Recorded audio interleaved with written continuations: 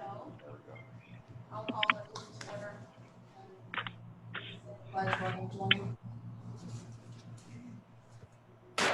Good evening, everyone. I would like to call to order the Gateway School Board of Directors regular board meeting. Bonnie, would you please rise for the Pledge of Allegiance? I pledge allegiance to the flag of the United States of America, and to the republic for which it stands, one nation, under God, indivisible, with liberty, justice for all. Mr. Shaw, your microphone is on. Bonnie, would you give us a roll call, please? Okay, thank you. Mr. What was that? Me? Mrs. Cerruti? Present. Mrs. Delaney? Present. Mr. Gallagher? Here. Mr. Gottman? Present. Mr. McIntyre? And confirmed. Mr. Ritter? Here. Mrs. Warning? And Mr. Williams? Here. Paul Calera's here. Paul Calera's here too. Mr. Calari's Okay, here. okay, thank you. I did say his name first. I didn't hear that. Thank you. Everybody You're is right. present. Bonnie, do you have any comments that came in via phone or email for us to read? No, I have none either way.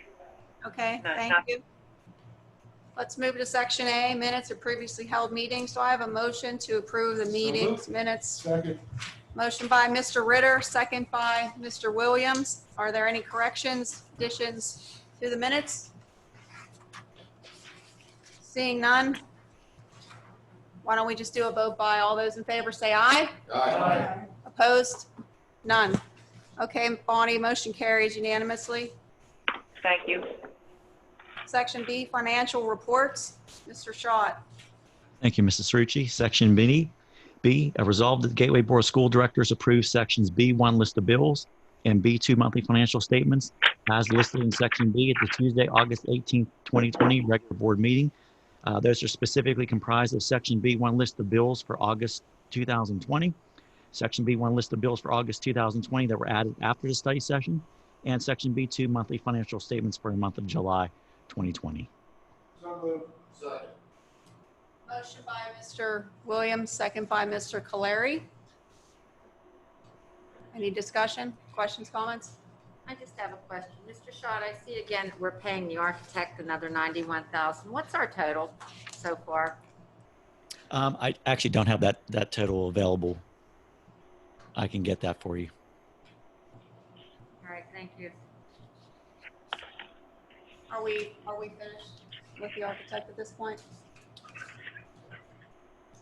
The plans finished? Final plans have been completed. We are preparing a schematic drawing that we will be presenting to the public and the board.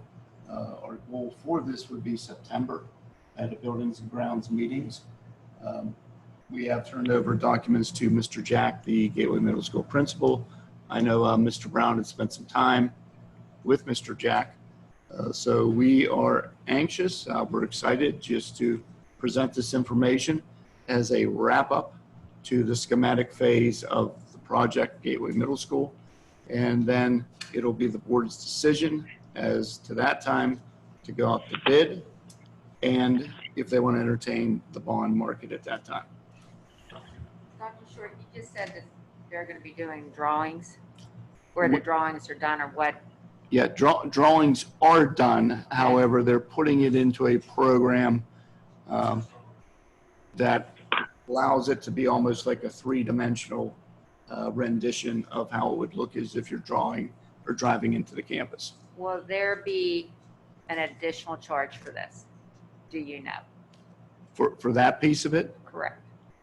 Paul, do you have that information? I don't know. I can't say for sure if there will be additional charges other than that one. I don't recall from the last meeting Yeah. we had with Axis whether that was something that was separate or already included in their calculated fees. I believe he indicated, and I know Mr. Brown was in on the meeting, that it would just be included in. Room interruption. We're not on that. It just went on. Are we on? We're on. Now we are. Scott? Now we're Okay. on television. Okay. Pays to have family members that text you during meetings. What's that? Said it pays to have friends and family that text you during meetings. Yeah, I think we were getting them all. So I'm just gonna ask, and I know this isn't with Bill, so I'm gonna use this word transparency, say, we are continuing to move forward with the building. Yes, I mean, we were nearly 75–80% through the schematic phase, the drawings, the meetings with teachers. So we reached that point where we had to finish. It is finished at this point, and then we're going to present to the public and the board to determine where we move forward and where we go. All right, thank you. So the designs are done, we still have money to build it right now. It's exactly where we're at right now. That makes sense. Mhm. So Mr. Shaw, if you can, for our next meeting, could you have a total of what we have paid the architect so far? Yes, I'll have it. Matter of fact, I'll have it in this week's weekly report to the board. Okay, all right. Said I wasn't gonna do this. Okay, Did you get that work? yes. What? Okay. I mean, you would ask, and I was like, all right, I didn't know. All right, so that's the end of discussion on financial reports? Yep. All right, how about, all those in favor of approving financial reports, raise your hand, signify by saying aye. Aye. Any opposed? None. Okay, Bonnie, that's 9-0. Thank you. All right, item C, this is an item that we actually voted on already in administrative last meeting, and it's still on here tabled because it was on here twice. So if we have a motion to untable, we can vote it down and get it off the agenda. Motion. Second. Motion to untable by Mr. Clary, motion to seconded by Mr. Williams. Do we even want to have a discussion about it for a minute, or? It's already been voted on and approved. No, the administrative resolution was voted on. This is a board member resolution. I think it at least warrants a 2-minute discussion, being that there is another large facility rental on the agenda for this evening that we're going to be voting on for the beekeepers. I'm assuming that they're going to want more than 25 people in the auditorium at one time. So if we flash forward, I believe the date for that is February 13th or 14th. If we move forward, in time and all the current restrictions are in place, are we going to allow that facility rental to occur with more than 25 people? I don't think we can unless the Allegheny County reduces those restrictions. Okay, and then the very next day, we're going to have another rental with upwards of 200 to 300 people in the same room that we're allowing. Not following you. This is on a Friday and Saturday. That Sunday, there's a rental scheduled. So the law is the law, Mr. McIntyre. I'm not following you. The law is the law, and the current mandate is 25 people. We're going to tell one group that they can't do it, and we're going to allow the next group the very next day to use the same Mr. exact Dice, facility. could you please address this issue? What's going on the second day? It would be the church function that he's talking about, which is a legal issue. It's not the same I mean, group. beekeeping is just a business, and clearly that violates the spirit, not the spirit, but the what the governor has already said, 25 people or less. With churches, there's an issue there because Governor Wolf has said, and remember, none of this is law. This is all something that some governor said, and people are trying to follow it as best they can. Masks, social distancing, all that stuff. I would say to you that beekeeping is strictly a business, and it's caught by the governor's edict. Churches have an exception under the governor's edict that says we are not going to adhere to the 25-person rule. However, if the church comes in, they still have to adhere to all the other standards, social distancing, masks, etc. And so there's no law that says you can't or you can. It's just that there's a mandate by the governor that knocks out the beekeeping. But I think there's a question as to whether or not the school can stay, or not school, rather the church can stay. You know, there are two schools of thought. One is, it's a church and that's what it is, so therefore it should get the exemption. The other is, and I think Mr. McIntyre has been an advocate of it, it's Gateway's building. It's what we do with it, and not the church, and as such, it should be caught. Now, you know, we've checked with the county, we've checked around. You know, we're in areas, first impression. I mean, we never had an edict from the governor to say one thing, and then you start to try to interpret it. It's very difficult. You guys decide. I mean, do you want to leave the church, continue to be there, or don't you? And if you, it seems to me that churches are churches, and where they set up is up to them. You don't take away from the fact that they are a church. As such, I think you could make this an argument that the church should be able to stay. I understand Mr. McIntyre's position. It shouldn't stay in our building because they don't own it. So, I mean, to me, it's a decision, it's a business decision on your part. Now, are you still sticking with the fact that what we do for one, we do for all, because we have the YMCA There's no childcare on the agenda tonight too? We've already voted on this. We're just trying to get it off the agenda. Go ahead, Mr. Gallagher. Yeah. We didn't actually vote on this one. We voted on a different worded resolution. So they're two different resolutions. You can't supersede one and replace one motion with another. But on as Bruce was saying, we are in muddy waters, because the only time an exemption exists for a church is during worship. That's it. Right. You can't Any be fellowship for- can't be for activities, we weddings, got that can't be- directive yeah. from the governor, and the governor's office also, in the email that we were all sent, said, once specifically, it said PD's guidance for schools should be followed once facilities are again being used for school functions. So what do we do with that? The only exemption churches have is on the number of people. They're not exempt from masks. They're not exempt from social distancing. When you have activities outdoor, it goes to food truck laws. The 50 people in the immediate area, you can't have the food truck. When you have a store set up, that's covered under business regulation, not worship. So I think we have to be really careful that the only time a church has exemption is in worship settings. And that's being clearly defined because funeral homes are limited people, even though a clergy is there to conduct the service itself, they're still limited by the number of people that are there, which it could be argued that's a worship service also.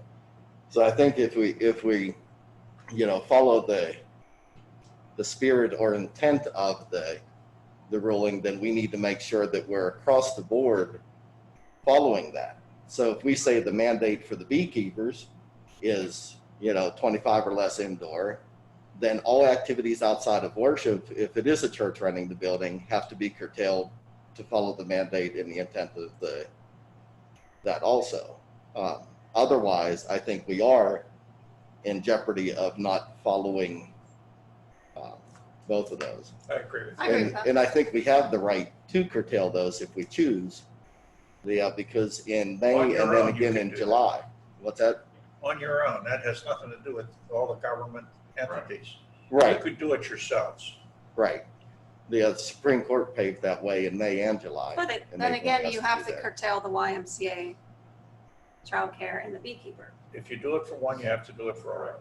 So my opinion is that we approve the beekeeper, and if something changes in the government, that it would be canceled. And I think that can be communicated to the beekeepers, that we're going to go ahead and approve this, hoping that when you guys come in here, that the mandates are lifted. I don't think they would. I mean, that's up to them if they want to take that chance. It's like everybody else that's planning a wedding or a convention or anything. They know that it may be canceled. My concern is because, as Mr. Dice said, this isn't, this is all kind of unprecedented and uncharted territory.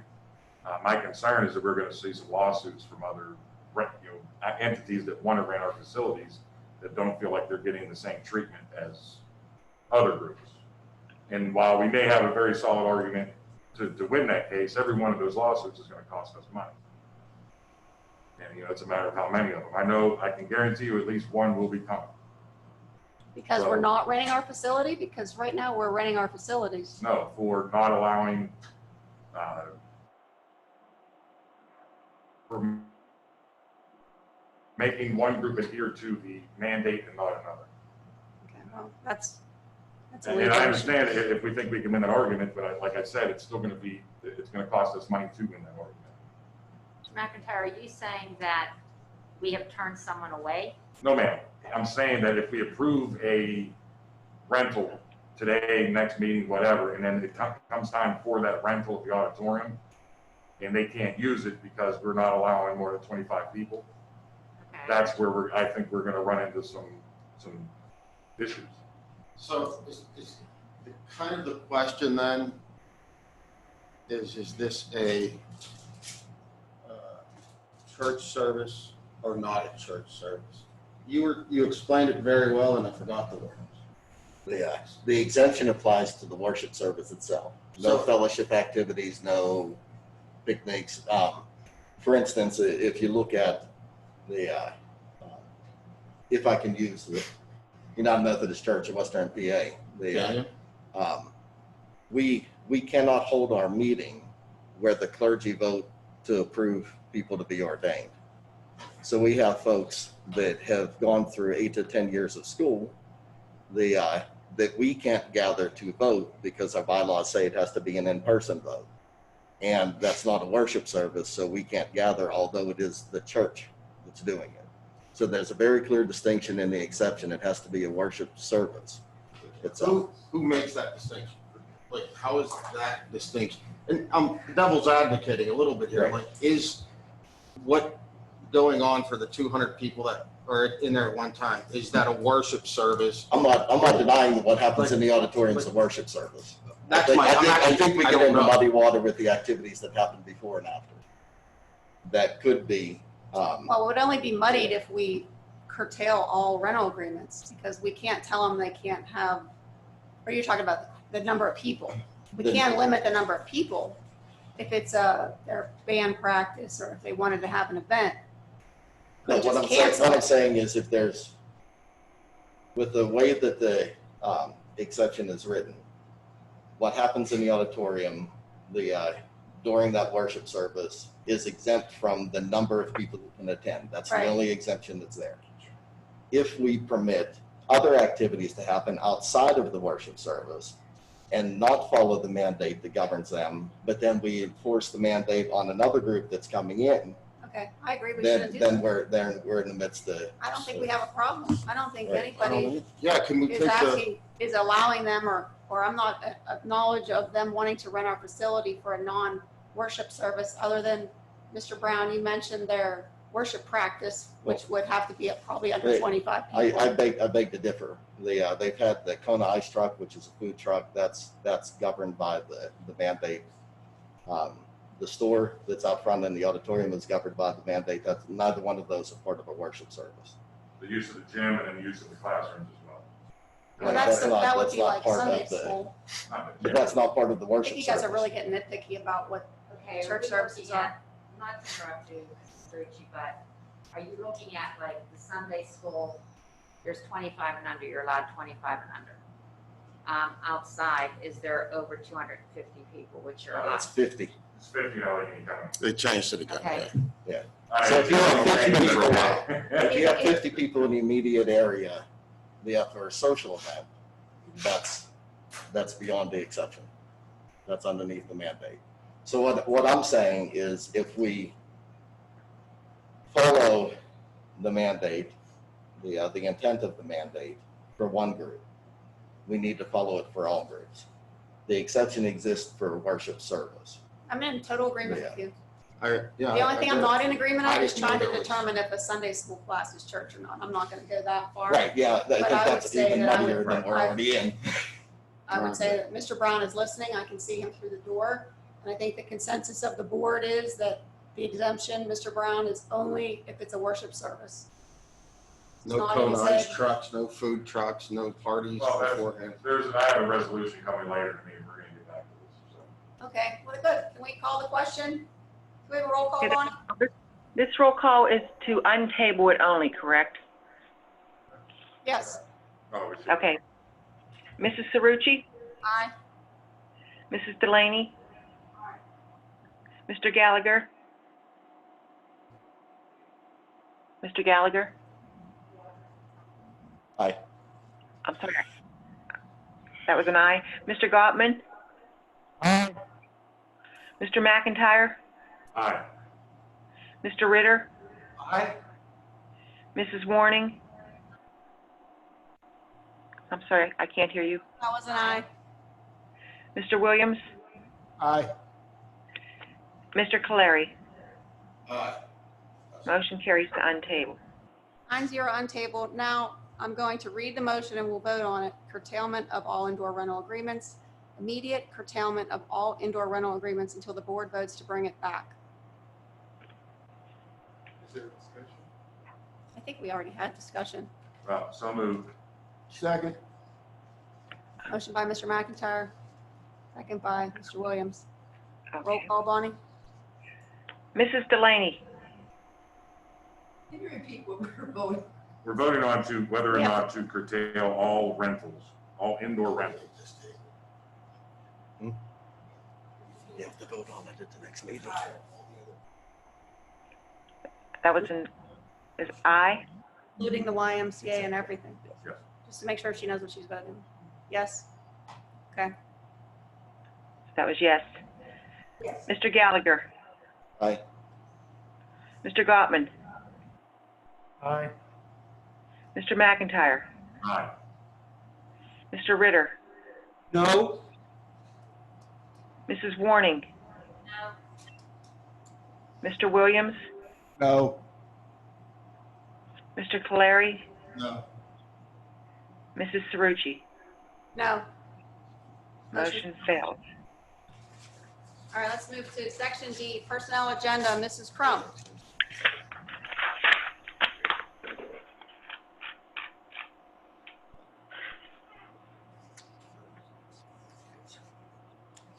Mrs. Crump, you have to unmute your microphone. The joys of Zoom. I've heard that before. No. Resolved that the Gateway Board of School Directors accepts and approves the personnel agenda items 1 through 7 as listed in section D for the regular board meeting of Tuesday, August 18th. Under resignations, we have a total of 9. That is 5 additional since the study sessions, which are indicated by the asterisks. We would also like to congratulate Rebecca Gallagher and Maria Ripper on their retirement. Thank them for the years of service that they've done with the district, and we want to wish them well in the next chapter of their lives. Under leave of absence, we have a total of 6. That includes 1 additional from last time. Transfers, we have a total of 3, which reflects 2 additional transfers from the study session. Under employment, after looking at the numbers this morning, we recognize that we have to add 2 kindergarten positions. So we are recommending 2 one-year temporary teaching positions, 1 at Evergreen and 1 at Cleveland Stewart. Under tenure, we have 4 that will be presented with professional certificates or professional contracts. Under supplementals, this is a reduced list from last year or from last week. And that's based on the discussion that we were having as far as with everything happening, if we approve them, what we should do. And so what was decided, the best way to do it this moment is to approve this group. And then anything else would be approved in the September meeting and would retroactively put it back to August 17th, the beginning of the school year. So moved. There's more. There's One more. more page. And then 7 for volunteers, we have 3 listed. And that concludes. Go ahead, Scott. So moved. Second. Motion by Mr. Williams, second by Mr. Gallagher. Is there any discussion? Yeah, for the one-year temporary teaching positions, I understand, can you just explain what you explained to us in the email, just for, it's a matter of an influx in kindergarten registration? We have seen quite a bit in the last 2 weeks. We had 4 just overnight in one building, and that basically put the levels for those classrooms above a range that we're comfortable with for kindergarten. So these are teachers who taught those positions last year as a long-term sub and will be completing them again for this year. So there's continuity in the programming. Thank you, Mrs. Trump. So are they released from other grade levels that they were teaching in order to do that? These Or- are both Kelly Educational Services. They're one-year positions. They're currently serving as building subs, so they will be released from Kelly Educational and will come onto our payroll as temporary teachers. If I'm not mistaken, these were part of the cuts we made in the budget in June. We had, I think, 4 temporary teachers that we eliminated those positions, and knowing that we may very well have to bring some back. And understanding at the time, throughout the early months of the year prior to the COVID pandemic, I expressed to the board that we were on a record pace for kindergarten registration. And then when the pandemic hit, so did registration. Even though we were open, nobody was registering. Since we've developed and reopened our schools, the plan, et cetera, parents are now coming in droves too. And it's a good thing, it's a positive thing. But you know, we're back up to our record pace again. Right now, we're currently sitting at, I believe the number, Trish, was 240 in kindergarten. Yes, sir. So we're still 2.5 weeks out. So we anticipate that number creeping up a little bit higher. Speaking of the budget cuts, over the summer, do we eliminate department heads with the cuts? There were a few department heads. However, we maintained a number of those. Those are the ones we're voting on tonight? Yes, sir. Yes. Okay, thank you. Anyone else? Okay, Bonnie, can we have a roll call to approve section D, items 1 through 7? Yes, Mr. Gallagher. Mr. Gottman. Aye. Mr. McIntyre. Aye. Mr. Ritter. Aye. Mrs. Warning. Mr. Williams. Aye. Mr. Caleri. Aye. Mrs. Cerrucci. Aye. And Mrs. Delaney. Aye. Motion carries 9-0. Thank you. Thank you very much.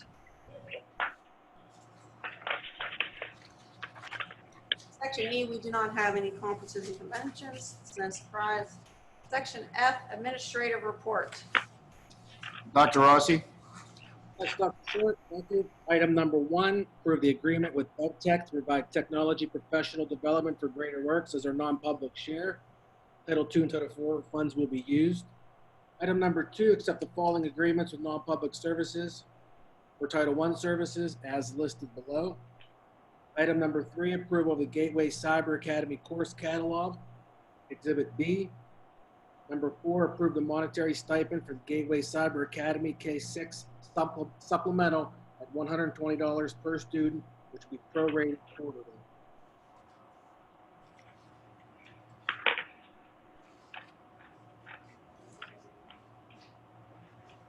All right, who's taking secondary education? Dr. Chakey? Or Dr. Short? Do you want to do secondary education? We're on item 5, the updated Dr. Gateway Chakey. School District phase reopening plan. Item number 5, updated Gateway School District phase school reopening plan. There was an update to the mask or face covering mandate within the plan. I've gone in and changed it from the fact that students can wear a mask only whenever they're at times when they're unable to maintain 6 feet of social distancing, to the fact that students will have to wear a mask at all times. There's certain limitations within that, but that is a major change there for our plan. Item number 6, facility agreements with WPA beekeepers and a YMCA. Item number 7, policies for final approval as listed. Item number 8, approve the prices of the applicable a la carte food items for the district's food service department during the 2021 fiscal year as depicted in Exhibit D. Item number 9, approve and certify that procedures listed below will be followed in regards to the Title I funds during the 2021 fiscal year as depicted. Item number 10, accept the following district donation received during the 2021 fiscal year, specifically a $300 check from PPG Industries Foundation to Justin Stevens for the benefit of the students at the Gateway High School. Item number 11, approve the district's total estimated receipt, $356,466, purchases and payments for the following actual and estimated items from the COVID-19 Health and Safety Grant federal funds during the 2021 fiscal year as depicted below. Please note there were 5 items that were added after a study session meeting, and each of those 5 items is marked with an asterisk. Item number 12, approve the district's purchase of 14 new automated external defibrillators and the corresponding accessories in the maximum amount of $38,000 during the 2021 fiscal year.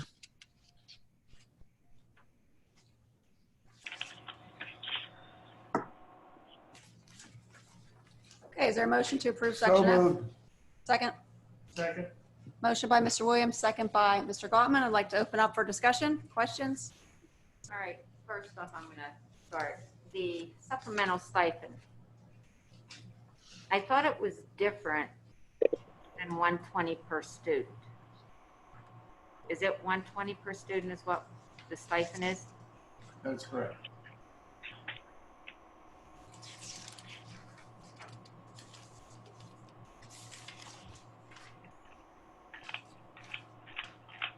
Give me my notes, though.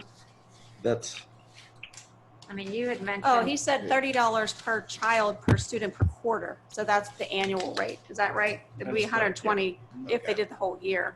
But if you break it out by quarter, that's what you're thinking. That's Correct, okay. yes. It was $30 per That's quarter. what I thought. He said 30. Okay. Dr. Chakey, this is John Ritter. I have a question. Okay. It says that that you've altered Exhibit C to match the updated requirements coming from the governor requiring the use of masks in school.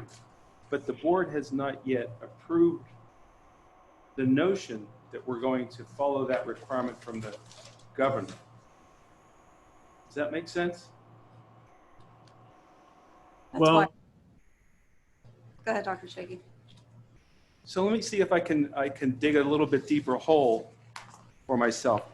I would like to vote against having us follow the governor's latest and greatest requirement to have our kids wear masks under the more restrictive protocols right now.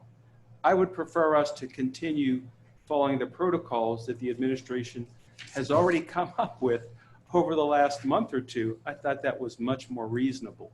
These late arriving restrictions will be more difficult for our children to follow, and I'm not sure that I'm convinced it will keep our children that much safer. So I'm willing to be convinced, but right now I have yet to be convinced. So I am one of 9. And if the rest of the board also would like to maintain the protocols that the administration has set for us over the last couple of months, then wouldn't that preclude us from voting in favor of this piece of that resolution that we're putting forward regarding the update to Exhibit C regarding wearing masks under greater restrictions? I followed that. Did you follow that? I follow you. Okay, and understand if I can spend a few minutes to inform our public, our constituents, how this evolved. And there have been a number of recent stories on the news and the newspapers regarding the additional order, I might add, from the Department of Health, not necessarily the governor's office, Department of Health, requiring face coverings for children in schools at all times, except for the conditions of eating or drinking, a 10-minute face covering break, and or operating any type of equipment that would prevent them from wearing a face covering. This information was relayed to my office yesterday, August 17th, at 2:30 in the afternoon from the Department of Education. So, of course, after reading through the order, it is mandated that we adjust our health and safety plan, have it board approved and posted. And those were the orders coming from the Department of Education. Hence, since we had our meeting tonight, we felt it was important that we inform the public, but also get this potentially approved by our board tonight and understand that it is an order from the Department of Health. So I am happy to be confused by that because I've heard conflicting interpretations of the phrase mandate. That is, it's mandated and it's a good recommendation, except that the school boards are not required to follow that mandate. Confusing part to me. So which is it? Right. And then only the legislature actually makes laws. So this is going to be litigated, believe me. Mr. Caleri, did you want to comment? I did. If this is, just for the sake of my argument, I'm going to use, if they're making us do this, are they also going to offer us the exemption for kids that have asthma, for kids with the medical? Those will still be in place, yes. Okay, so they're still going to be in class regular? Okay. Correct. I think the idea of stipulating that this needs board approval, we're not necessarily approving the mask mandate. We're approving a change to a previously approved plan that we were required to approve. PDE required all boards in the state to approve of an action plan, a health and safety plan to come back to school. Now that that's being altered, we have to reapprove that plan. And within our previous board-approved health and safety plan, within a classroom, as we have discussed, we have 6 feet of social distancing between desks. During that time of instruction, if we're adhering to the 6 feet, children were allowed to remove their mask or face shield. However, that has been repealed at this point as of yesterday. The order now states that those masks must be worn full time. So what if, again, for the sake of argument, we vote, say, yep, we're going to do this, and then in 3 weeks from now, it's proven to be as untenable as it's going to be.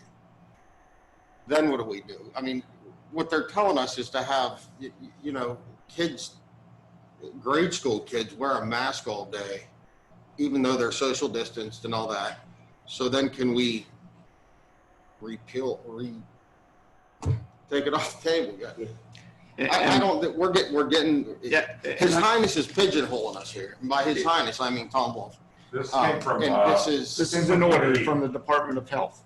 This thing Oh, comes. that's Okay, actually the one of Department His of Highness Health this and the time. governor's office are one and the same right I now, thought just so. so you know.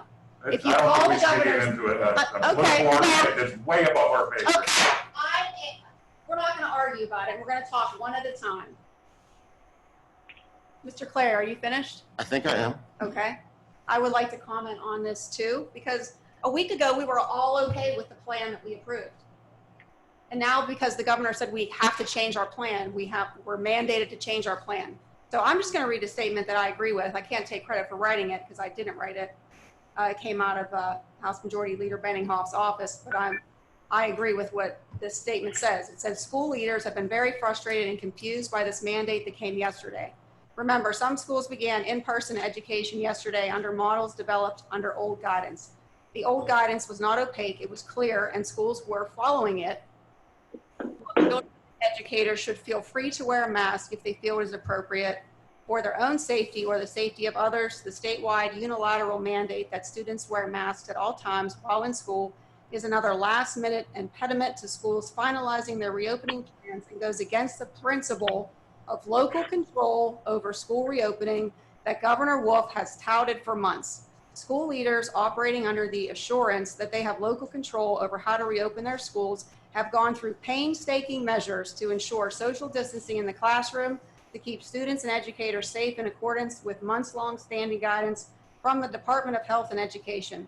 We have already purchased masks, face shields, plexiglass barriers, and this late coming statewide unilateral mandate throws unnecessary confusion into an already ongoing process. We only want the necessary confusion.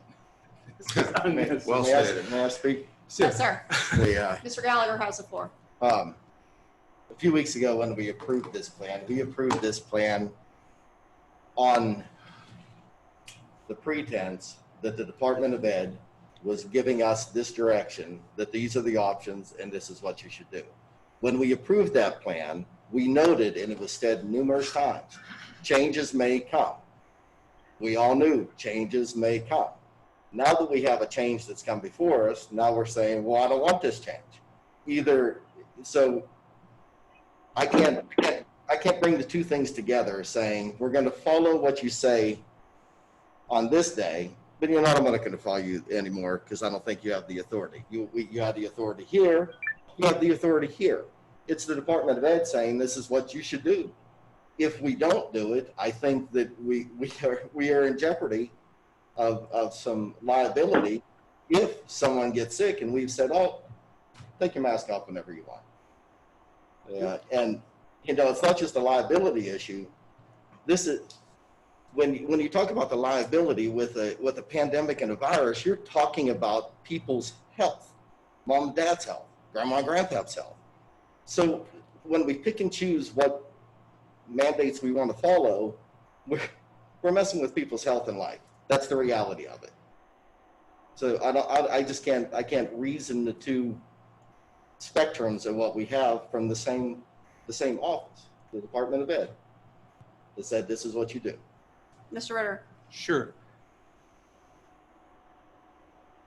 If you use that approach for reasoning through this, it would be also rational to change our existing protocol if the Department of Health came out and said masks are useless and unneeded. No masks are needed in school. And then would we then be free to follow that updated protocol and have the children use no masks? Because they've changed it now to the opposite side and said masks are helpful and are required for all students in an accelerated protocol. So all I'm saying is, yes, if a change occurs, it could occur one of exactly. three ways, yes, either the same or left or right. Okay, so there was another hole in the argument that I wanted to bring up. That's not a hole in the argument. At any time, if the mandate from PDE changes, we can change accordingly. We're free if the PDE turns around and mandates masks are prohibited, we would most likely be obliged to follow that mandate as well. Well, we could The disagree. fluidity of this, I would expect things to change over the course of time as COVID changes throughout our communities and the Commonwealth. I was going to quote the same thing because I was going to say Dr. Short always said, based on the fluidity of the situation, whether the spikes or the decrease have an effect on mask, no mask, or whatever, that we just kind of have to go with the flow. Right, so that was the other part of the argument that I wanted to challenge. When I say challenge, I use it in the engineering sense. I'm not for or against it, I'm just stating alternatives. And the alternatives could be correct or incorrect. I have no personal interest one way or the other with respect to being correct or incorrect. I want to find the truth. I'm happy to be right, I'm happy to be wrong. So I'm laying it out. So if it's true that the new protocol will help save lives, then we should adopt it. On the other hand, if we adopt this heavier restriction toward use of masks and students stay home and get sick because parents refuse to send their kids to school under the new restriction, and the kids staying at home either do worse or pick up a disease from the local grocery store or playing outside or whatever, then we've failed to achieve our goal of keeping the students safe because they're at home rather than being at school. In other words, it's beyond our capability to keep diseases from the students in both places. Our role as the board is to do the best we can to balance the two needs. So that's what we want to do. And I so mean, the our question role as a before board us ends- is, Our role as a board ends when that child goes to a grocery store. So I don't understand how that's even part of the almost. So discussion. if we, Our goal. so let me as a board interrupt. and as a Let me district, interrupt by if I may, saying, Okay, Mr. McIntyre, you Thank have the floor. Our goal as a board, as an administration, and as a district is to adhere to all applicable state, federal, local laws, all mandates handed down to us from PDE. Yes, we can choose to ignore them, and we will undoubtedly suffer the consequences if we do. Our other goal, in keeping in accordance with all of that, is to provide every child in this district the safest and most welcoming learning environment we can possibly provide, given those restrictions. I think it's absurd that we're even discussing not approving this tonight. It's Mr. a Ritter? no-win. Okay, It's absurd. Mr. Ritter, you have a chance to respond. thank you. The safest thing then would be for us to not have any children come to school because the children would be safer at home. So that's the logical outcome of that argument. However, that's false, because the children being at home could be more in danger of either getting the disease some other way, or of getting on opioids, or not doing their studies, or committing suicide, or other behavioral health related troubles that could occur, because students would seem to do better with their peers in school than being isolated at home. So to say our duty ends when the students are not, At the grocery within, store. at the grocery store. We have no say there. Right. I would agree with that. So back to my contention here, we've got to balance the late arriving recommendations from the Department of Health, the Department of Education, and the Governor's Office with what this board deems to be the best move that we can make at the moment. Okay, I would just like to give an opportunity for people who haven't spoken on this yet. If they want to add anything, that would be Mr. Gottman, Mr. Williams, or Mrs. Warning. Mr. Clary. I spoke already. Then someone else who hasn't spoken gets the floor first. Mr. Gottman. All right, thank you. Yeah, I've brought this up before, and I can make it again.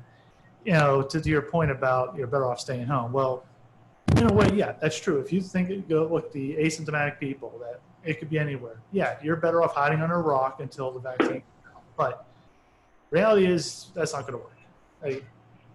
With the students been home last year, we had the online learning, but now we have a better version of doing it, on top of actually being approved by the PDE to have students in the building. Yeah, it's a hybrid thing that we have, but it's the best thing that we've got. And to not give them the safest atmosphere would be absolutely foolish of us to do. And we have an item in the next section about maybe approving, maybe not approving something that's not even recommended by the state. So how can we look at something that is recommended and turn that down and go for something that's not recommended? I mean, that's just, completely backwards. So as much as I hate wearing this mask, if it's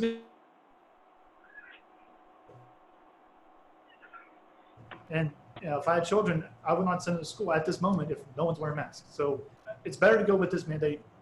It's approved by the PDE. It'll allow us to have in school. There should be no argument against that right now. And that's how we're going to get these kids in the building to have the better education. Thank you, Mr. Gottman. Do you have anything, Mr. Williams? I agree. We need the mask, and I think the children need the mask. And like Susan said, Dr. Short, things change every day. We were coming in here last week and maybe to hope and go 5 days, and the day before that changed. And, we're in a tough spot here. And I think email came out about we should look into insurance also, because of things that might come down the road here. And I think we're doing the best that we can do with the information we receive every day. And I think every person in this room has the best interest for all the children that go to the school and the employees and everybody involved. We're just trying to make the right choice with the information and mandates that we have. And we all, I think, are upset a little bit because things change, and we'd like to see this end like everyone else and go back to school 5 days a week and play sports and do everything we want to do. But right now, we're stuck in this situation, and it's up to us as administrators and school board members to get the information, make the best choices that we can to deal with everything. And like I said before, we couldn't please everybody before this COVID hit. We're not pleasing everybody now. That's true. It's a rapidly evolving situation, and it's unsettling to say the least. But understand these recommendations and this order, I might add, an order, is for the health and safety, not only of the child, but of our staff as well. So keep that in mind as we vote on this tonight. Did you have any questions, Mrs. Warren? Is if you're going to have students that are not going to keep their masks on, or there's something that they're just not used to it. So, you know, we're going to have to be ready to address that.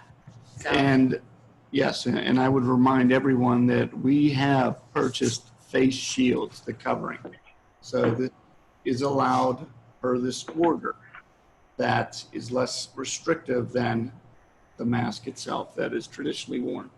and I don't want to call attention, but it's, you know, the recommendation is wearing the mask. Shield, yeah. But we have our 3 people up here not wearing masks. Mhm. And I know it's hard to run a meeting, to do whatever, but if we can all set the example, then, you know, at least that's a step in the right direction.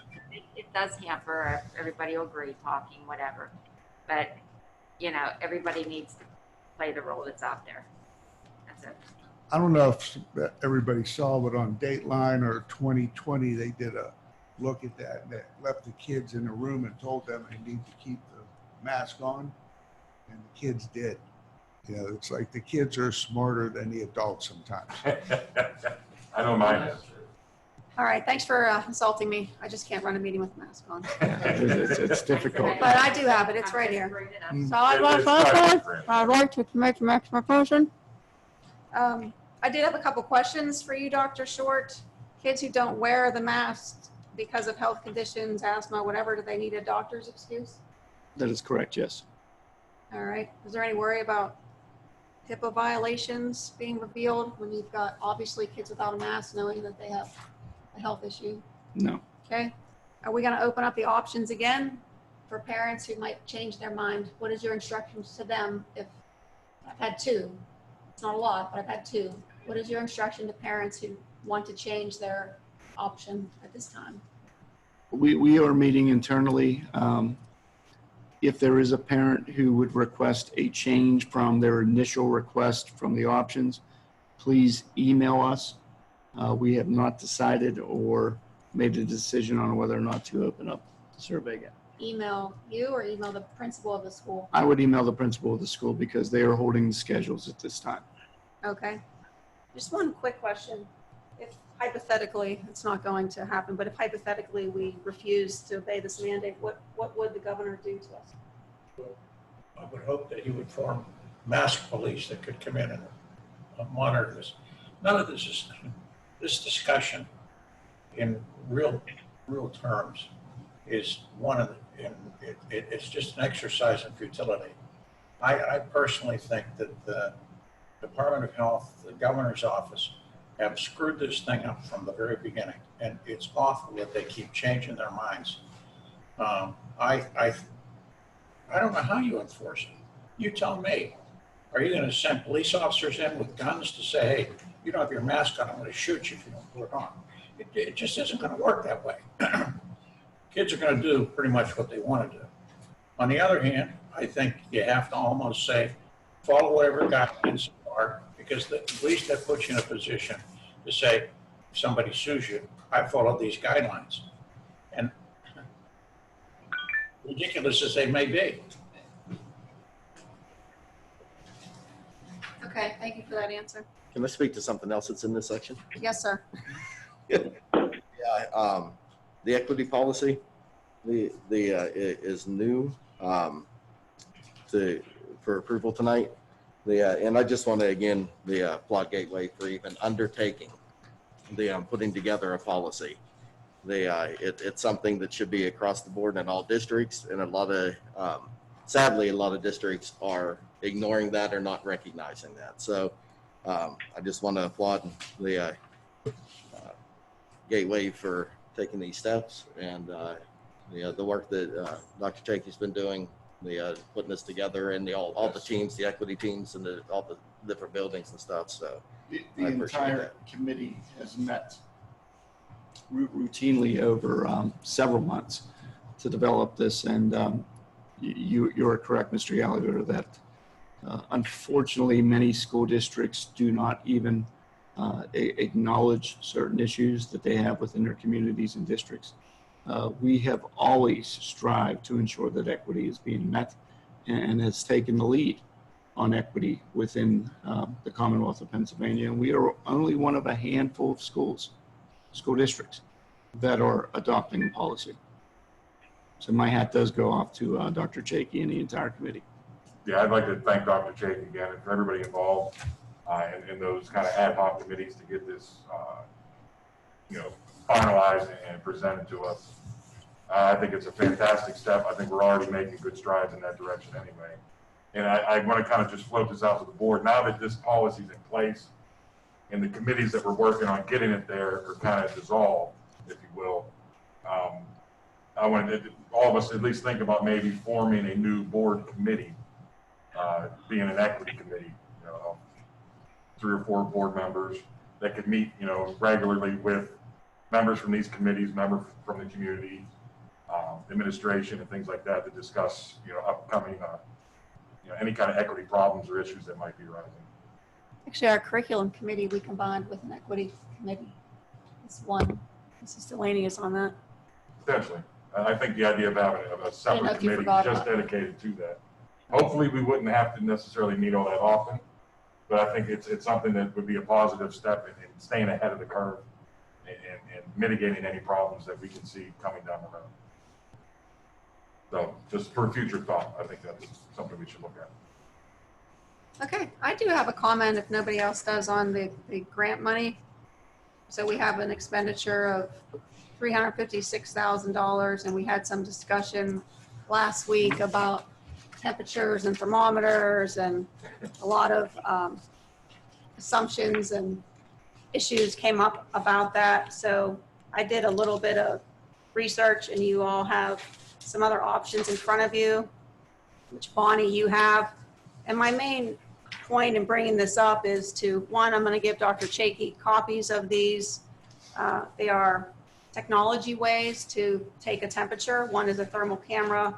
One is a rapid screen access control thermometer, which looks like an iPad. So Bonnie right now has the thermal camera up on a screen. It is a bit expensive. The price of this camera is about $16,000, so it's on the higher end. But there were discussions last week of high costs of the labor involved in temperature taking. So now we're just showing you the options of technology. So there is this thermal camera system that can also do other things in regards to security, which why Mr. Chakey might be interested in taking a look at it. It does facial recognition and other things that you can do when the COVID-19 is not a problem. And then the second item is the rapid screen, which Bonnie has on right now. The rapid screen is interesting. It's utilized locally, I think, at one of the amusement parks around here and some businesses and doctor's offices, but you basically walk up to the unit, stand in front of it, takes your temperature. Bonnie has a picture of that on the screen for you to see. The retail price of this is about $3,000, and the software with it is free right now. So these are just some other technology options to consider. And I'm going to give this to Dr. Chakey when you're finalizing your thermometers for you to review, for the board to review. But I just want, again, the public to understand that we are looking at a lot of options. And the reason some of this was driven by the board is because you flat out said that administration doesn't want to do temperature checks because it's not recommended by PDE. And we had some board members and some community members that just wanted to know what the options are and what the costs are. So I'm just trying to be transparent and show multiple options, multiple costs of what's out there for everyone. And Dr. Chakey, since our last meeting, has done some research. He will include within the board packet, board docs on Friday, information that he has found, and it may be very similar to what you have, Rachel. And we keep talking about liability, and I know that temperature checks aren't a certain measure of if someone has COVID. They could have the flu, it could be an incorrect reading, but it comes down to if someone could be asymptomatic, have COVID and not have a fever. But I have gone to the orthodontist this week. I had my temperature checked. I went to get my clearances for school board, my FBI clearance. I walked in, they took my temperature. When you go places, they're doing temperature checks, but we're not doing them in schools. And we talk about getting sued. And I gave a little speech last week on no matter what we do, it's going to be a liability. It just seems like every option that we pick, we could get sued. So you had mentioned previously, everything that we can do to prevent or show that we're trying to keep our kids safe is a risk of liability, right? So it's just an option. We choose not to go in that direction. After they took your temp and you went into what building was it? It was my doctor's office and security for clearances. Did you have to have a mask on all the time? Well, I didn't have a mask on while they were working on my teeth, no. No. I mean, they didn't work on your teeth for security clearances, right? No, they did at the orthodontist though. Yeah. Can I ask, we discussed this last week about, thermometers and everything. Is Kathy Bishop Yes. online? I know Yes. Micah just put himself up. Micah, is there something you were gonna say? Okay. Is Mrs. Bishop on? I am here. Did you have any input or suggestions or anything what they're looking at purchasing? I guess I would say, the equipment is the whole range. You can find equipment that's touchless, and you've got a whole range of the effectiveness of the equipment. And so I'm not so much concerned about the equipment as I am about the effectiveness of temperature checking anyway. I do think when you were at the orthodontist or when you were at the business to get your child abuse clearances, it's being done, forgive me, as a CYA measure. And if that's where the school board wants to go, then fine. We can do temperature checks whichever way you decide to do. But I do think because of asymptomatic students, because some people don't exhibit a temperature at all, other people's exhibit a low-grade temperature of only 99, which would pass and they would get in class, that the whole idea of temperature taking is questionable. And it sounds like you guys already know that, and I don't need to repeat that. So I don't know that to be true. What you're saying then is the CDC and the World Health Organization are recommending this for everybody to cover their ass? Come on. That's ridiculous. I'm sorry, if that's what you took from what I said, then I misspoke. Very easily, we're going to say, well, the state didn't recommend it, so it's a cover your ass situation. It doesn't matter if the CDC says it. No, temperatures are a symptom of COVID. Okay, that is a given. So the CDC is saying that, and that is correct. What I am saying, and what I have read in many sources, is that a temperature is also a symptom of strep throat. It's also a symptom of an ear infection. It's also a symptom of a flu. And so a temperature check is not necessarily going to show you what you want to know.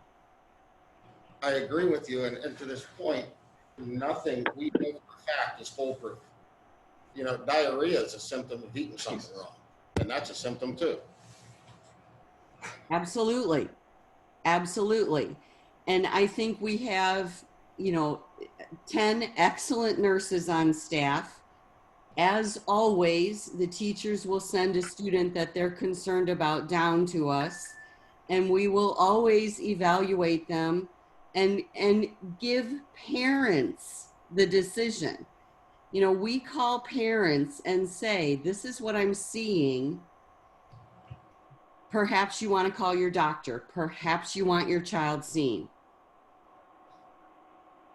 And on some things like a fever, we say you need to take your child home until they're fever free.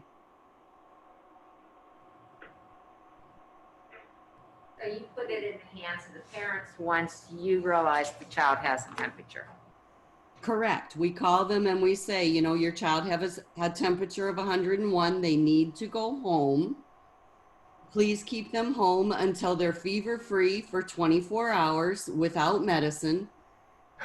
And, this year that's going to be an interesting challenge to monitor whether they come back the next day or not.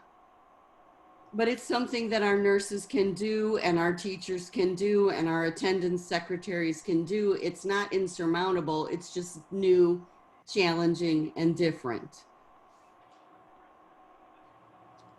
So I guess my question is, what are you suggesting, if you are suggesting anything?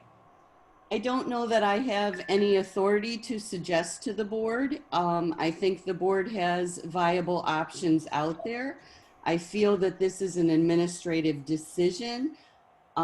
As an individual, the agency that you were looking at to do the temperature checks seems incredibly expensive to me as a person.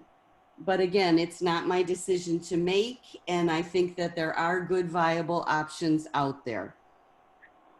Okay, I'm looking on here, Micah, I talked to him earlier. He's showing 110 non-contact infrared thermometers. I guess what, it's $60 for a thermometer, for $660. Do you know where those are going to be going, Dr. Short, those 110 thermometers? We would make those available at every building. We do have also a number of athletics that are still covered under the health and safety plan that are using the infrared temperature check thermometers prior to practice. And keep in mind, as we've been saying all night, right now the recommendation is not to take temps. That's at 8:30 tonight. At 9:15, that could very well change. And I'm resting a little easier knowing that we will have that stuff in place if it does. I think it's a solid purchase, especially considering it's a grant money purchase. As well as the 10 fever warm hand signals. Mr. Graham. Thank you. Speaking of hand scanners, I had two questions. One is just to get some information on these two items that got added. What exactly is a hand scanner unit, and what are the scrub jackets? Dr. Shaky? The hand scanner units they'll be equipped in the building, in the space where people are arriving, whether it's in the lobby or wherever, right by the main office. They're going to allow people to be able to put their hand under there, and it's going to check them and indicate whether or not they have a fever before entering the building. All right, what about the scrub jackets?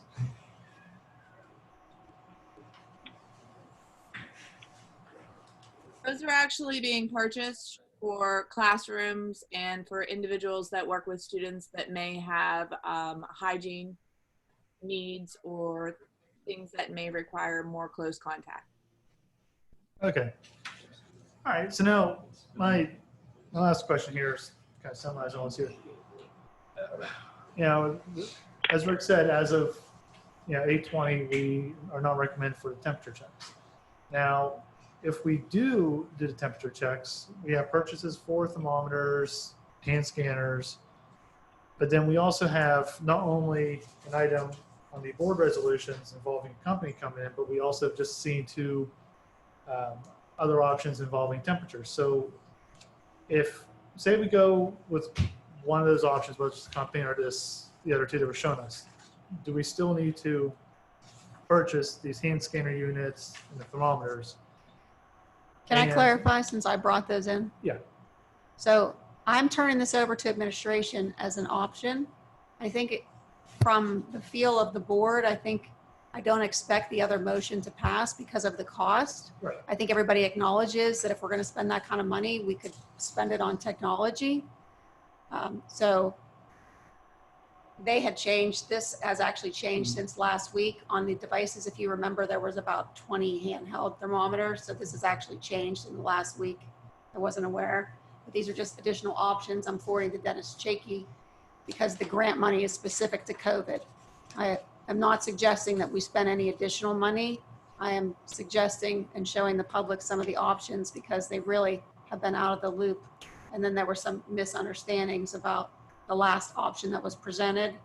And it is my intention to turn that over to administration, Dr. Chakey, as he decides how best to spend the grant money. Okay, so yeah, that's going to be my question. If we go with rapid screen, could the grant money be used to purchase that? Or does that come out of our? In lieu of something else on this list? Yeah. Yes. Okay. Understand that the grant has already been submitted. Last week it wasn't. Dr. Shaky? We had this discussion last week and it wasn't. Yeah, the grant has already been submitted. There was a due date I mean, the purchase orders. Purchases weren't. over a month ago. The purchase orders have not been submitted. So question on that, what's the guarantee of having these items, if we approve it, here for when school starts? Well, a lot of it, for example, Bob Brown has a rapport with some of the vendors. I can't speak for everything, but he kind of gets a feel of whether or not things are available. And as far as we know, we're not going to have any problem with availability.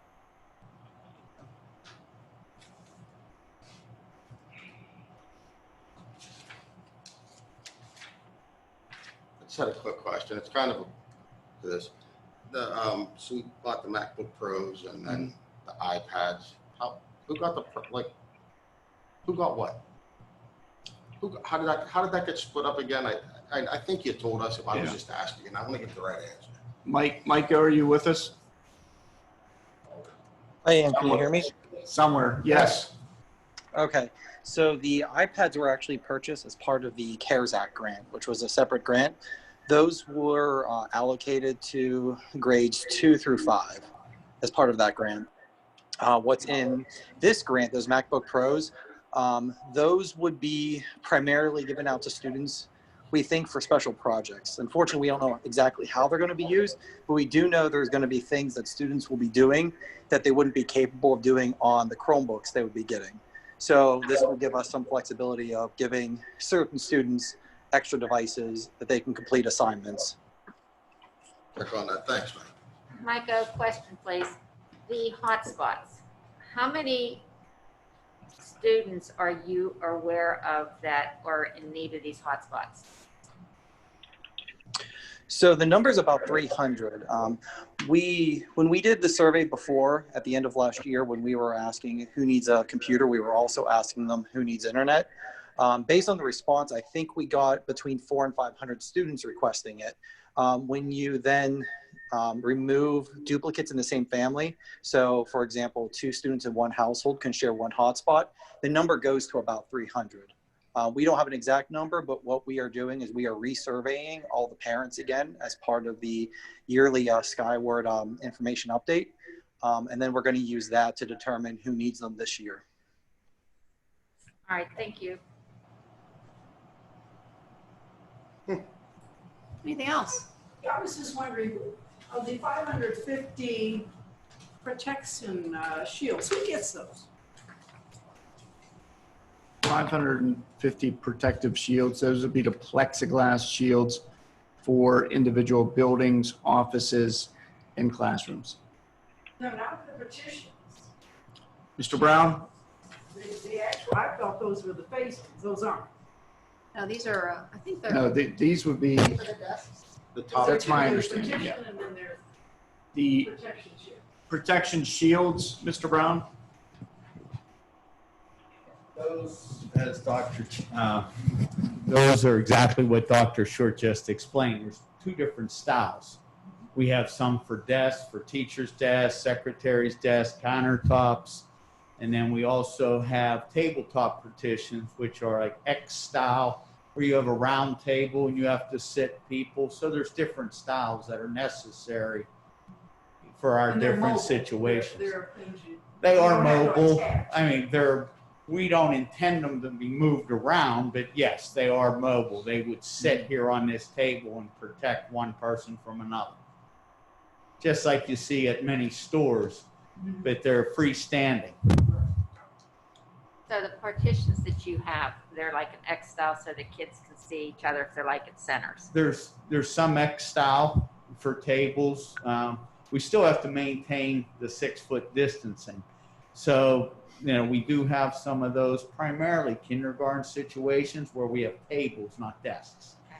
The protection shields are more geared for desktop use, whether it's a secretary, a teacher, a guidance counselor, conference room where you're meeting somebody. So it's just the types that, that we would need in order to, fit our bill. So like when you're having an IEP meeting in one of the conference rooms, you would have the protection shields. Correct.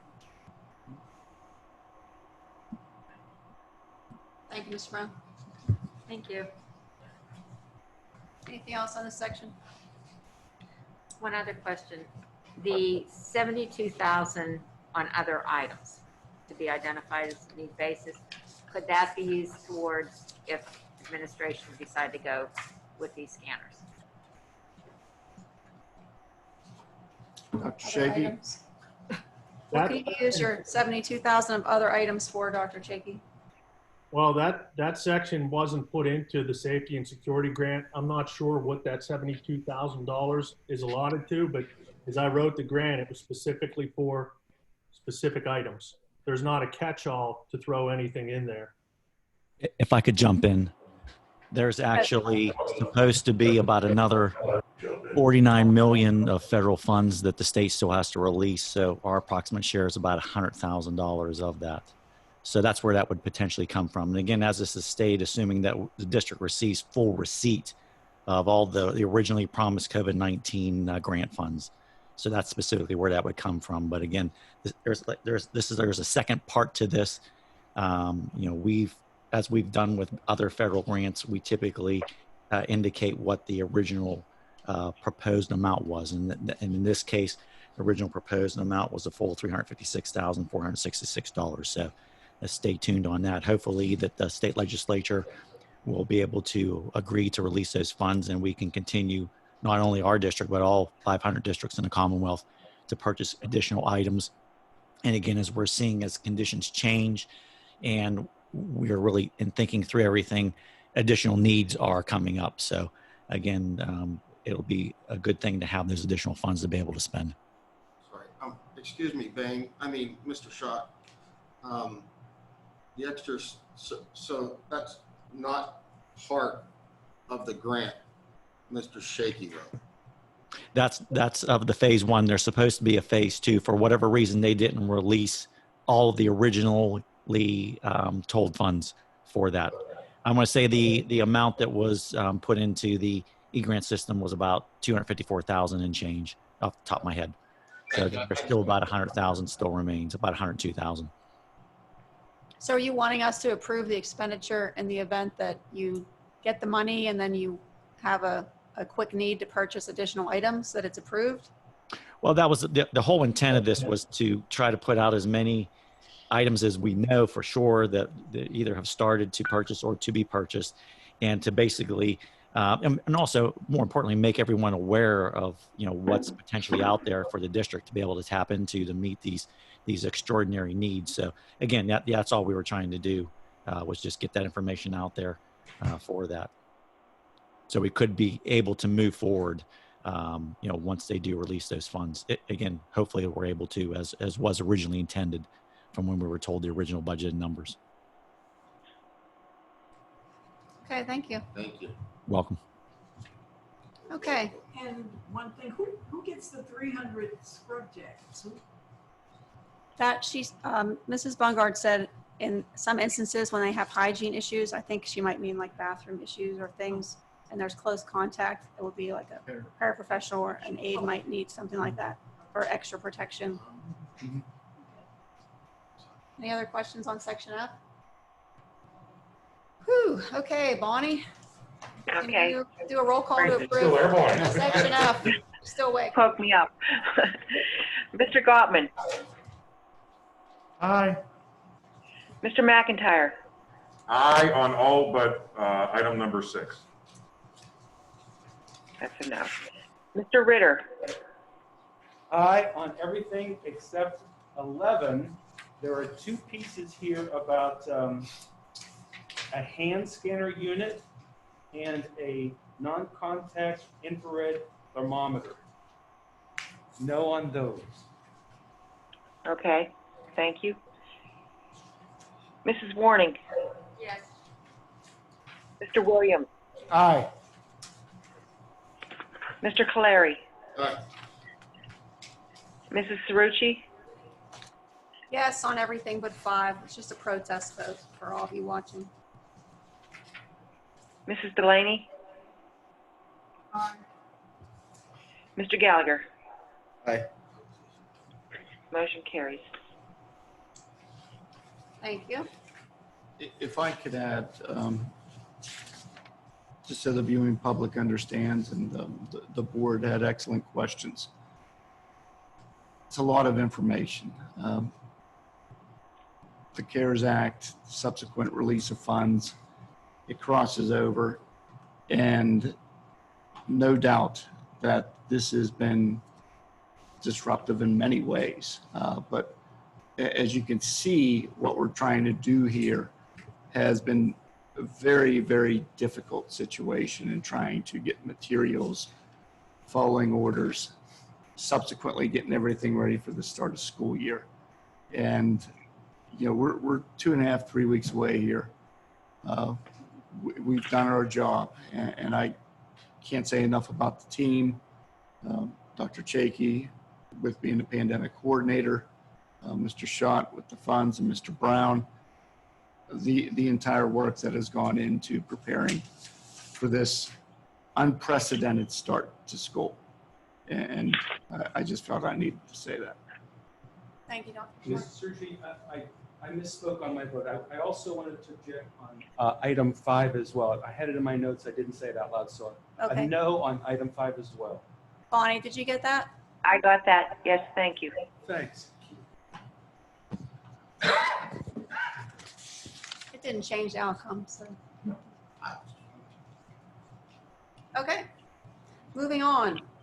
Section G, item 1. So we have an option for item 1 for mobile health services. We could either have a motion to table, and if anyone thinks they may want to reconsider any of that later, or we can just take it to vote. Okay, seeing there's no motion to table, why don't we do number 1 and then number 2 separately? Because I have a feeling Rick's motion might take some discussion. Can I have a motion to approve mobile health services item 1? So moved. Second. Okay, motion by Mr. Caleri, second by Mr. Williams. Is there any further discussion on this? This was what we were discussing last week, that they. Yeah. This was the service, take temperatures. Yeah, 10,000 a week. Okay, Bonnie, can we just roll call number 1, please? Yes. Mr. McIntyre. No. Mr. Ritter. No. Mrs. Warning. Mr. Williams. No. Mr. Caleri, Yes. Mrs. Cerrucci, No. Mrs. Delaney, No. Mr. Gallagher, Abstain. Mr. Gottman. No. Motion fails. Motion fails 6-1, one abstain. Okay, item 2, I believe, is yours, Mr. McIntyre. Yeah, I'm not sure how you want to handle this, Mary Beth. I don't know if we necessarily need to vote on this tonight, or if we want to have it as a discussion item tonight. You know, because we have the policy in place to add this after the study session, and since I didn't give everybody 7 days written notice, Right, it would so- take 6 to get it on the agenda. It's my understanding, correct me if I'm wrong, that if we add an item at a voting meeting, it has to be voted on that night unless we make a motion at table. If we're adding it to be voted on as an action item. No, that's not my understanding. Bruce? Okay, so was it on that agenda at some point? No. Well, then you take 6. To add it, even just for discussion, not for a vote. He's asking if it can be an item for discussion at a voting meeting, and I said, no, it would have to be Okay, tabled. The policy talks about voting. I mean, you guys really cut corners here. Again, the policies for the transparency policies definitely need to be touched up and streamlined and improved. I'm trying to work with it as best as I can, given the situation. September 10th, we have a policy committee meeting. Good. Just to talk. Get that, Brian? Yeah. Good. Just to talk about it, that's not part of the policy that you guys passed. Right. You can talk about it, you just can't vote on it. We can talk about it, and then if we decide Unless we you want to get add it to the 6. agenda, we can vote to do that, or we can let it lie. Then you'd have to get 6. I'll motion to table. I'll second.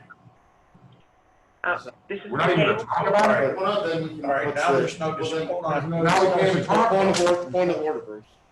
Okay, who was the motion? Who was the second? I'm sorry. There was a motion to table by Mr. Clary, and I seconded it. And as soon as there's a motion to table, you immediately stop discussion and you vote on it. Overrides that. Pardon me? Point of order overrides that. What's your point of order? The purpose for tabling it. You can't table something to put off discussion. That's against Robert's Rules of Order. Okay, the purpose of tabling it is because he just said we can't put it on the agenda just to discuss it without voting on it. Isn't that what you said? No, here's what I said. Your policy said, if you want to take some action and you haven't gone through the necessary protocols and steps, you can't vote on it unless you get 6 votes. But if somebody wants to, he can discuss it in his report. I mean, discussion is discussion. It's not taking a vote. And you're going to poll everybody after this, and Rick could start discussing it for the rest of the night. I mean, we're not going anywhere. So I would entertain the discussion. Then you want to, he can take back his motion. Misunderstood. I thought I was going to talk about it. Well, let's make sure we also understand tabling. If somebody makes a motion to table and somebody makes a second, there is no more discussion on anything. You vote on that table. There is no opportunity to go back and say, well, I want to discuss it, or I don't want to discuss it, or this just doesn't seem right, or it sure does seem right. You got to vote on the table, and it's over after that if it passes. And the reason there was some confusion here is because I asked this question last week, Mr. McIntyre, about putting that item about the temperature checks on the agenda as discussion only, and was told that you can't do that. You have to put it on as a motion. And then I got some flack from you for that. And it was the same thing. It was the same thing. Putting something on for discussion. Not for putting on for discussion. Okay, well, the motion to table has been rescinded. So go ahead. The floor is yours, Mr. McIntyre. All right, so it's all right. No, you're good. All right, so Do we need a motion and second to discuss? we're just going to discuss. He's just going to read it right now. Okay. Do we need a motion to discuss it? If you want to crazy. Do it in your report, Rick. Jesus Christ, motion to add this to the agenda. Can I get a second?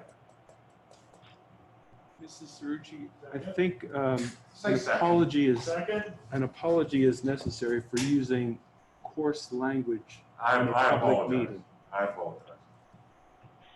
Motion is made to add this item to the agenda. Is there a second? Second. Second by Mr. Gottman to add it to the agenda. It's on the agenda, but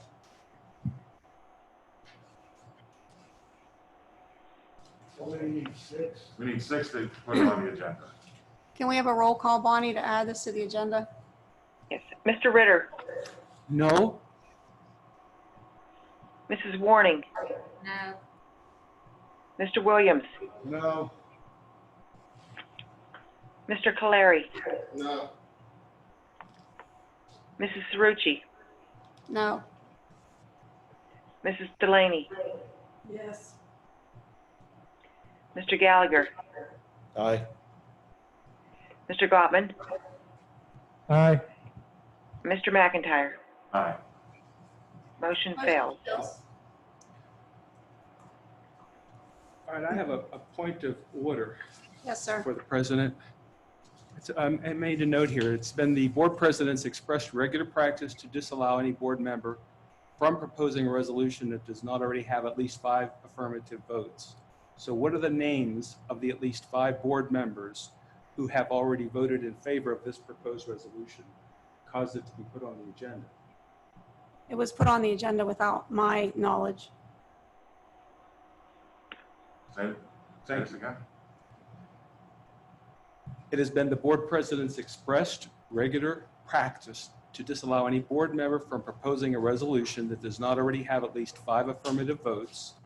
What are the names of the at least 5 board members who have already voted in favor of this proposed resolution? When would this vote occur? That caused it to be able to be put on the agenda. When would this vote occur? That's not the question. The question is, what's the name of the 5? I'm asking when the vote would occur. When am I supposed to have a vote? If I want to get something on the agenda, how do I go about voting? Outside of the public eye. That's a question for the board president. Well, Questions to the room. No, it's probably a question for our attorney. I think what he's saying, Rick, is that the agenda is set by the board president or the superintendent. So you should have come to one of us and said you wanted to put something on the agenda, especially on a voting meeting, because really it should be on for discussion. So if you did and I told you no, then you could go back to and call 5 people and individually and come back to me and say, I have 5 people that overruled you, put this on the agenda. Is that correct to our That's it, attorney? yeah. Because it's not a sunshine issue, because you're not voting on doing something. You're voting to put it on the agenda. So you just didn't follow protocol, I think is what Mr. Ritter is saying. That's what he's saying. That's what I'm trying to say. We need the heads up. I'm just interpreting. That's the whole point. Jeez. That's the whole point of the transparency clause as well. It's why we go through the charade of the 6 votes to get it on the agenda. At any time, now that this is failed to get on the agenda, we have no more board member resolutions. Right now, Mrs. Delaney could propose a resolution. She doesn't need to have 5 votes. That's right. Why is this different? I was not seeking a vote on this evening. I was seeking it as a discussion item this evening. The vote was not necessarily, was to make a vote because you said. Well, after the 15-minute convoluted I know, you discussion asked, about it. but you asked to have it on the agenda. I did. My original intent was not to have this voted on tonight. My original intent was to have this on the agenda for a discussion so we could vote on it at our next meeting. And just so you know, you're not out of gas yet.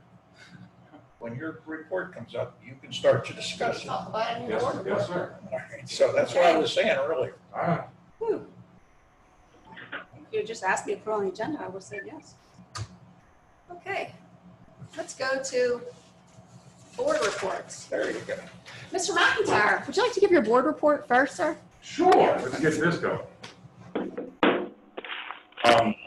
So yeah, I would just like to read the motion that That you're going to present at a future meeting. well, it's presented tonight. Obviously, we didn't just discuss it, but something for us to keep in mind moving forward. I think we touched on a good bit of this already tonight. So I'll just read it as written. Whereas the Gateway School District is obligated to follow all federal, state, and local laws, regulations, and restrictions at all times in all district facilities. And whereas it is Gateway School District policy that all such laws, regulations, and restrictions shall be adhered to in any and all rental agreements involving district property and facilities. And whereas the nature of the facility being district property does not change due to the nature of the tenant in any rental agreement where district property is utilized, let it be resolved on, obviously the date will change, that the Gateway School Board of Directors declares that all federal, state, and local laws, regulations, and restrictions that apply to district property shall apply to all facilities and property utilized by any and all tenants through district facility rentals without exception. In the event that a tenant is found to be in violation of the aforementioned laws, regulations, and restrictions, the district will act according to policy in regards to the contract. The idea of this is, and it's something that what sparked this, John, was your argument for not curtailing all of the indoor rentals. One of the first things you said multiple times actually was, as long as they're all following all of the rules, you have no problem with it. So I think this suits that. Another big problem I think we all shared was the YMCA deal. None of us wanted to kill that.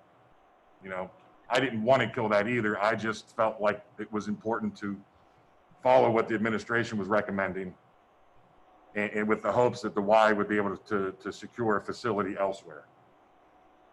Now, the key argument that I'm trying to make here, okay, is that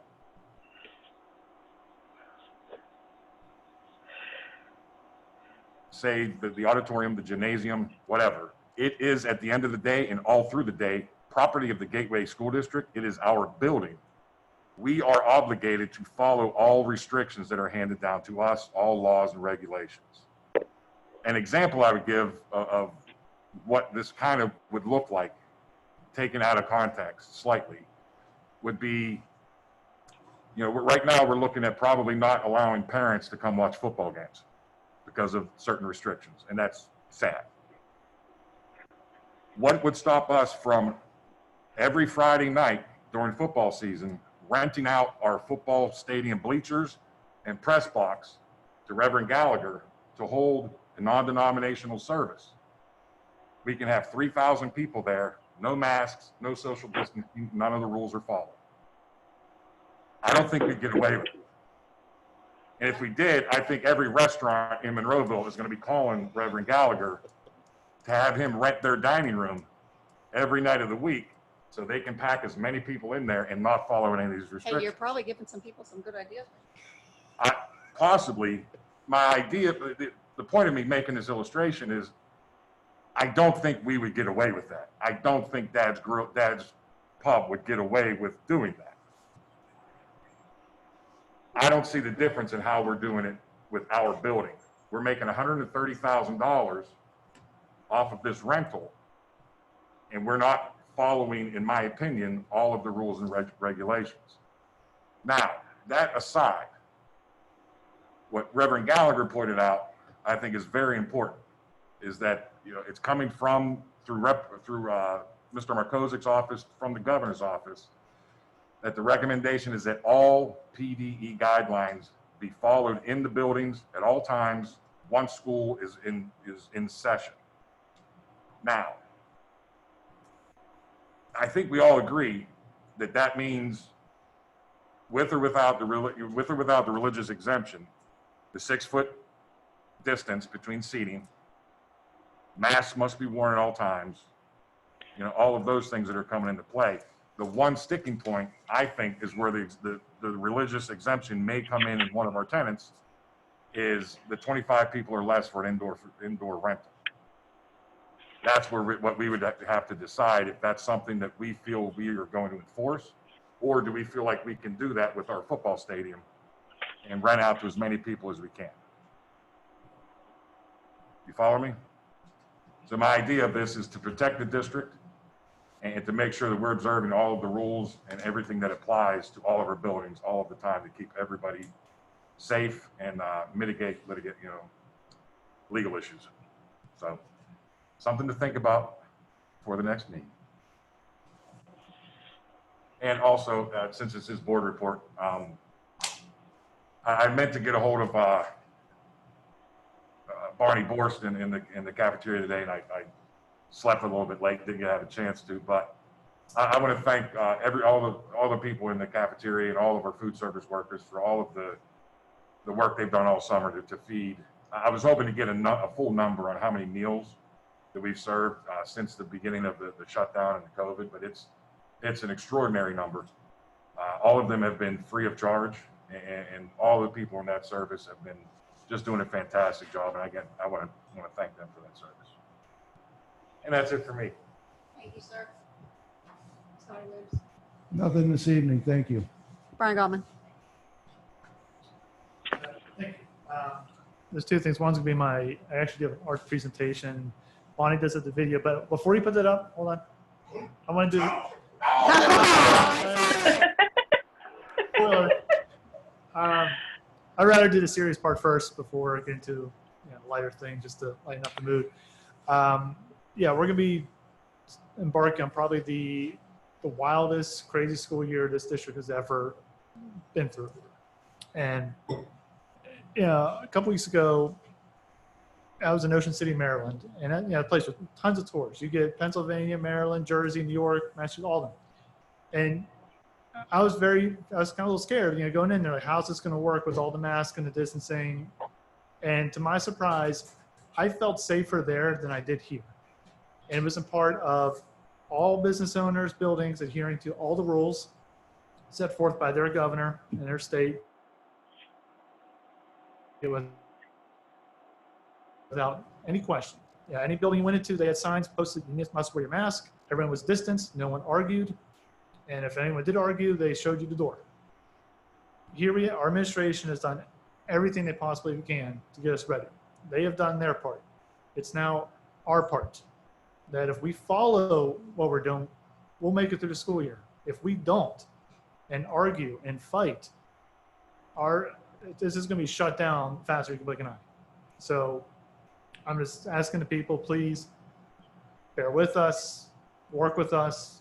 We'll work with you. Let's get through the school year. Hope the vaccine comes out by January.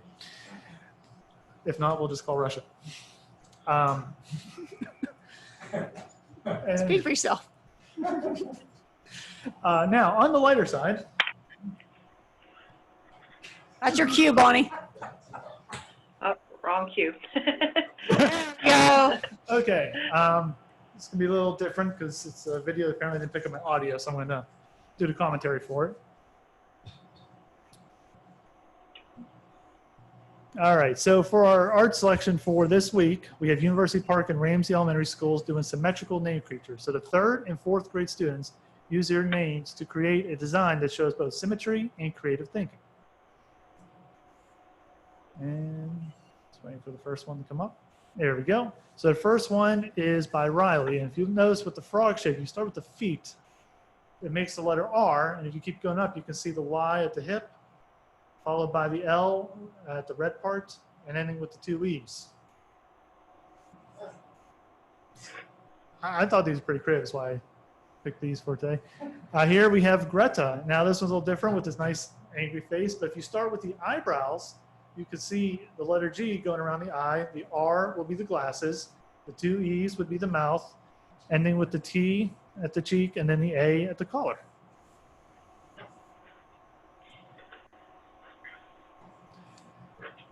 Very creative.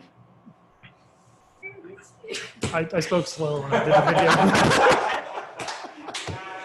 I was going to say that. You probably sit Susan down later. The last one here is from, and if I do say your name wrong, I do greatly apologize, Dewinnie. And with this one here, we have another frog design, a little fancier. However, again, we start from the bottom, and the feet make the letter D. Now, as you go up, you'll see H, W, Scroll down. and an I. All right. The last part here is also from University Park and Ramsey, where they did demonstrate their creativity and humor in their self-portraits with objects found around the house. And with our first student, we have Catherine here, who did a nice self-portrait. It is just absolutely resembling. using a plate, some Oreos, some string, bananas for the hair and arms, lemons, oranges. I like that. Nice, healthy self-portrait there. And there is one more. And, and the last one here is from John, kind of go more of the hardware route. We got rope for the hair, bottle caps for eyes, a key for the nose, a hair tie for the mouth, and tray foil Girl Scout cookies for the ears. It shows not only their creativity, but how bored they've been during quarantine. How bored? When did they do these? These were actually done probably around April, I want to say. When there was still recession. Okay. Yeah. I just had tech problems getting everything up, and with us moving between building to building. That's actually my board report. Thank you. Mr. Scott Gallagher. First, I want to share with everybody that when passion builds up inside of a room, it's not a bad thing. And when we have debate with one another, that's not a bad thing. I think in the midst of everything that we're facing as a world, and specifically with our school board right now, if we're not passionate about the decisions we're making, then we shouldn't be in these seats. So it may be perceived that we're fighting with each other as it's broadcast, but that's not what's happening. We every person around this room wants the very best for the students, the very best for the families, the teachers, staff, and trying to find out what the right answer is when there is no right answer is difficult. Yeah. So that being said, it was in preparation for tonight's meeting. A quote kept popping out. Now I've changed this. This is from Ignatius of Loyola, and it's adapted a little bit. It says it should be presupposed that every person ought to be more eager to put a good interpretation on a neighbor's statement than to condemn it. Further, if they cannot interpret it favorably, one should ask how the other means it. If that meaning is wrong, one should correct the person with love. And if this is not enough, one should search out every appropriate means through by which understanding the statement in a good way so that the relationship may be saved. That's excellent. Is that your close? Yes. That was excellent. Thank you. Mr. Clary. I got nothing. I did, however, and I just want to apologize that we were late again tonight. I know a lot of people were at 7. My phone was blowing up wondering if there was something wrong. We'll work harder to try to get on at 7 o'clock and not 7:15 and 7:30. So. Mrs. Warning. Just real quick, to our administrators, our staff, teachers, this is going to be a year like Mr. Gottman said, we don't know what it's going to look like. That I want our teachers to know, take the pressure off yourself. The kids don't know what they're walking into either. You don't have to have everything picture perfect. So they're going to require a lot more than probably normal. And take that time to reassure them everything's going to be okay. We got a great staff here. We got our administrators are here to support all of you. So if there's anything you need, please reach out. And I know administration and the board will do everything we can to help. Let's get through this year. And our next board meeting, is it the same day the students come back? Is it the 8th? Is our next board meeting the 8th? I have a calendar. You give me a second. It is. Thank you. Okay. Thank you. Well, to our students coming back, it's going to be different, but we know you can do it. So wishing everybody the best of luck. That's it. Thank you, Mrs. Warning. Mr. Ritter. Sure. A quick thank you again to, a week ago, we had young Luke Weisel come in and talk about how excited he was to, get back to school and compete. So many of the students are eager to dig back in. So welcome back, students. PSBA, I'm our liaison to the Pennsylvania School Board Association. There are 6 things on their plate. I'll just name them. Charter school funding reform, transportation funding, permanent mandate waivers, state graduation requirement delays, advertising and public notice reform. And here's the big one: liability protection for schools. They're urging folks to contact the governor and ask for executive action now from him before the school year begins to provide temporary and targeted liability protections for school districts during the pandemic. So I think that's wise. If we're going to have some protections, let's get them earlier rather than later. That help the school boards move forward and knowing which direction to sort of tiptoe into. So that's my report. Thank you, Mr. Ritter. Mrs. Delaney. I'd like to acknowledge three things. One, just like Mr. McIntyre said, I had an opportunity to be out passing out beach balls along with the food distribution yesterday, and that was a lot of fun. And it's amazing how many kids were actually coming to get the food, and they were so appreciative. And I really want to acknowledge, as I said, the cafeteria workers, because as I was talking to one of them who had been doing this since March and has been cafeteria worker for 22 years, and she found such gratification too. And I think it's just rewarding because the need is there, and she had expressed that too. She says maybe people aren't aware, but the need is definitely there, and we filled that void as a school district. So I think that's commendable. The second thing, there are two things that happened on this day. I'll start with the first. August 18th, 1963, James Meredith became the first African-American student to graduate from the University of Mississippi, Ole Miss. He was the first Black person to attend the school, and after being barred on several occasions because of his race, Meredith was formally admitted into the university in October 1963. And further on, however, his entrance was met with intense rioting on the school campus. 2 people died in the clashes. U.S. Marshals were deployed to the school to keep peace. And despite facing adversity, Meredith continued with his studies, graduating with a degree in political science. The sad thing was, in 1966, he was doing a march, a solitary march from Memphis, Tennessee to Jackson, Mississippi, and he was shot by a sniper. Yeah, he did survive it, and I believe they said that Dr. King and Stokely Carmichael continued his march.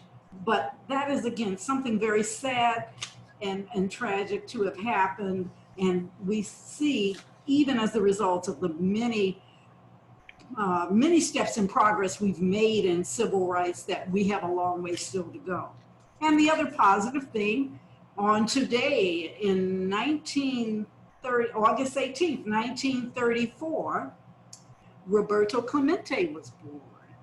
And of course, anyone who is, well, even if you're not that old, everyone has heard of, I'm sure, Roberto Clemente, and as he was the right fielder who played 18 seasons in Major League Baseball for the Pittsburgh Pirates. He was inducted into the National Baseball Hall of Fame in 1973, becoming the first Latin American and Caribbean player to be enshrined.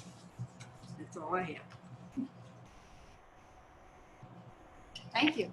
Actually, I got a chance to visit the Clemente Museum. If anyone doesn't know, there is one. There is one in Pittsburgh on, I think it's on Penn Avenue. District. Thank you. Right around. It's an old fire station that's been converted into a Clemente Museum, and the owner is a really great, well-known photographer from the area. So if you haven't had a chance to check it out, it's a really neat place. The only thing I have really is just a thank you to our administrators. I know they really have been working really hard all summer, and they have been, forced to modify and change and update, and it's been stressful, I'm sure, and we want you to know that we appreciate your work.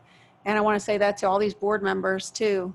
You're all volunteers. You're all here because you love our community and you love our kids.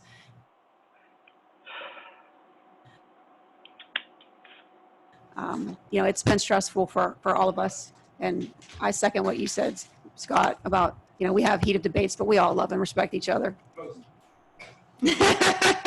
If the restaurants were open, we'd go out and we'd have, some food together after, but we can't do that right now. So I would like to seek a motion to adjourn. Oh, I forgot our superintendent. Usually I let him go first. Motion held. Motion rescinded. Real Thanks, quick, we did welcome back our staff, teaching staff on Monday.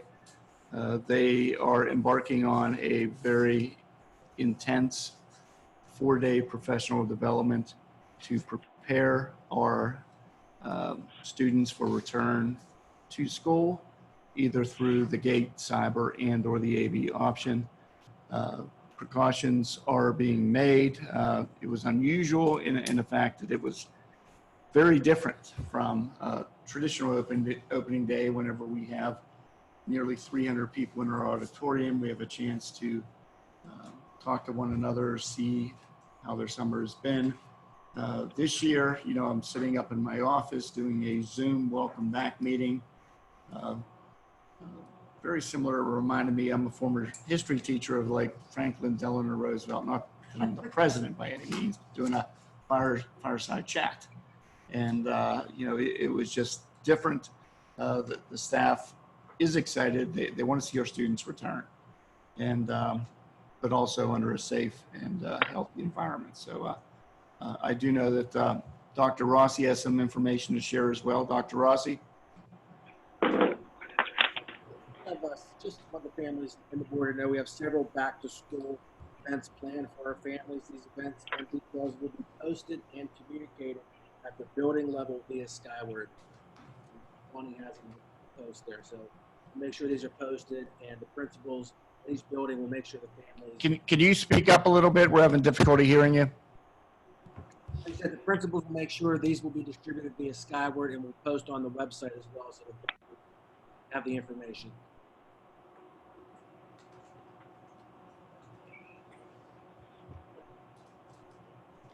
Okay, Micah reminded me, and I seem to have lost my Zoom meeting. If there's somebody who has it up, but there may be 2 comments on non-agenda items or agenda items from residents, but I can't see them.